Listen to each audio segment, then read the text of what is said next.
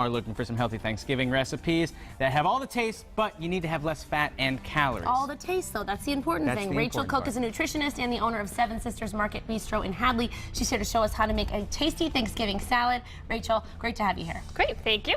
So we're making a butternut squash and warm apple cider salad. What you need to start is you need a ½ pound of nicely diced local butternut squash. You can get this anywhere around here. You can get it pre-cut, right? I bought it pre-cut because I think it's easier. It can be not very fun peeling and cutting it. You need a really sharp knife. And we want it to be fun. You want it to be fun, and you want it to be simple. I cut this on the set. So what we're going to do is we're going to take 1 tablespoon of nice local maple syrup. I'm going to have you do this. You can just sprinkle it on. Oh, okay. You can just throw it on there. And it's not warm right now, right? It's not warm at all. And then I have some olive oil.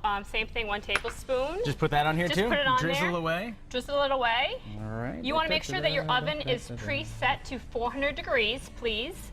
And then I have measured a pinch of salt, pinch of pepper. Just throw it on in there. All of it? Okay. Yep. I'm going to do this. Yeah, do that. Yeah, you got to pinch it. Pinch it. It's a healthy pinch. That's why it's called a pinch. Oh, you want to pinch too? I would love to get in on that all right. pinch. How's this? There we are. How's that it going, looks Rachel? good. Good? All of this? Yep. No, just save some for later. What I'm going to do is I'm going to use my hands. I'm going to mix it together. If you would, Seth, hand me the nicely foiled pan so we don't have too much cleaning to do later. I always put aluminum foil on my pans because it's worth it. I hate scraping those So pans. we're going to put this on a sheet pan. Okay. And then once I put it all in, we are going to put it in the oven. Make sure it's nicely mixed. Right, you want to get all the flavors on every piece. Yeah, and it's very light. And the point of this segment is to have a nice healthy meal. You don't want to feel guilty about it. We didn't put a lot of oil in it. We cut everything small to mix in well. So far, so good. It's healthy. So far, so Well, good. it's also a good starter because if you know you're eating a lot of food, you don't want to eat all the stick to your bones kind of food. That's right? true. Exactly. So another part of the recipe, everything is online too. So if we miss anything, we can definitely check online. I am toasting walnuts just in a pan. I didn't put any oil in it.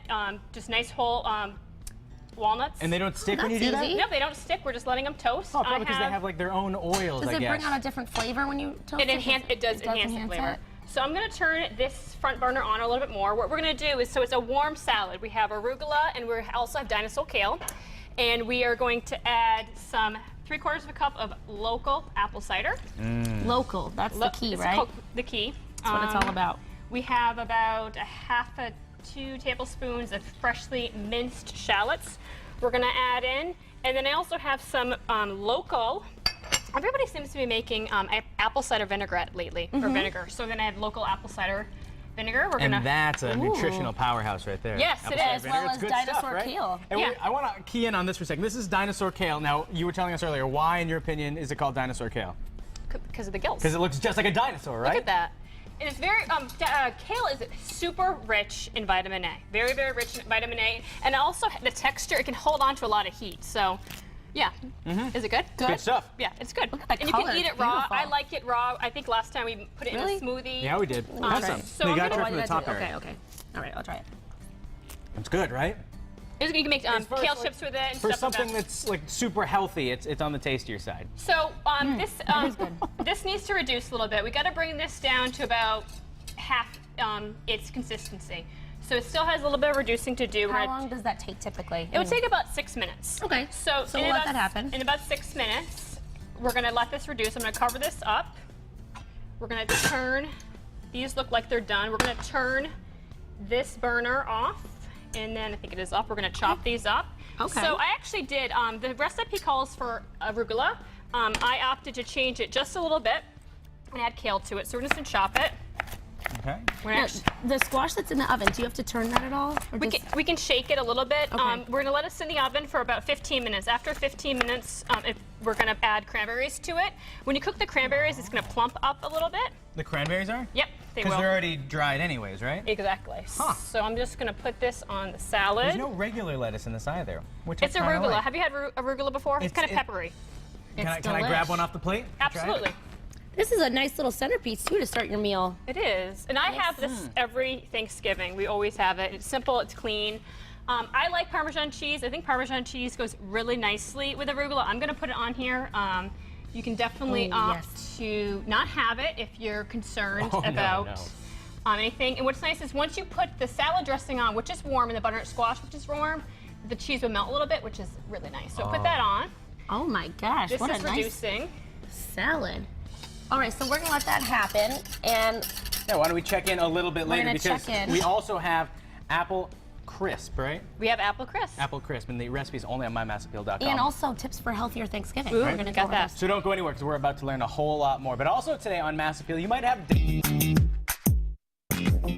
We are back in the kitchen with Rachel Cook. She's a nutritionist, and from Seven Sisters Market Bistro in Hadley. We're going to finish up this healthier option for Thanksgiving. Yep, exactly. So when we left, the butternut squash was in the oven. We put some cranberries in it. It's perfectly done. It's nice and tender.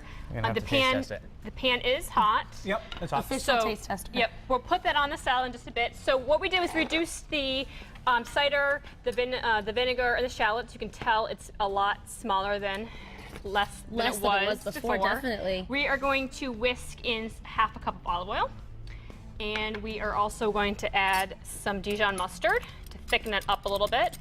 And you can do all this on a hot stove. Yes, you want the salad to be hot. So we're going to whisk this in.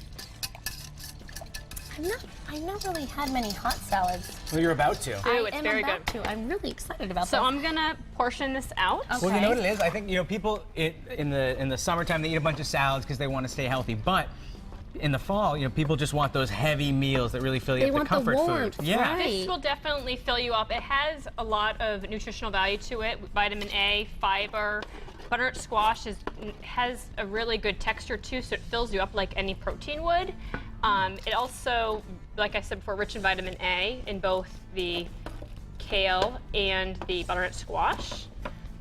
And we're talking about healthy, so you have some tips to make your Thanksgiving a bit healthier this year. Yes. Or any year ahead. So starting your day with physical activity is a great idea. Yeah, so on Thanksgiving, a lot of people, it does become a lot about the food.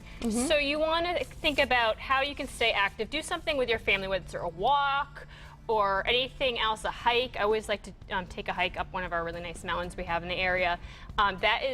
Make that a tradition. Don't make it all about the food.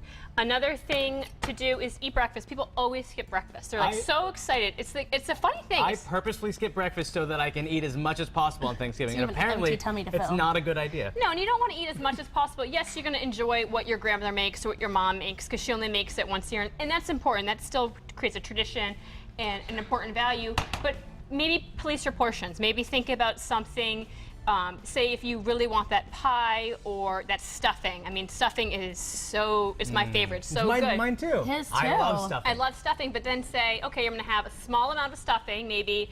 I always use my hand as a serving size. A hand is about a half a cup, or even a portion of meat would be like a deck of cards. So think of it like that. Say, I'm only going to have this much, and then I'm going to enjoy the good stuff, whether that be a salad or something else, or maybe if you exercise, you don't feel so bad the next day because sometimes true. you get Thanksgiving, you're tired. You're just tired all day. And also, you're toasting, you're having mimosas, you're having apple cider. Don't forget to drink water. Some water. Yeah, absolutely drink water. It's very important.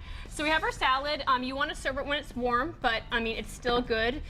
If it's not, it's absolutely delicious. And then we also made a little treat. We did a vegan, gluten-free apple crisp, which is fun. The recipe is online at mymassappeal.com.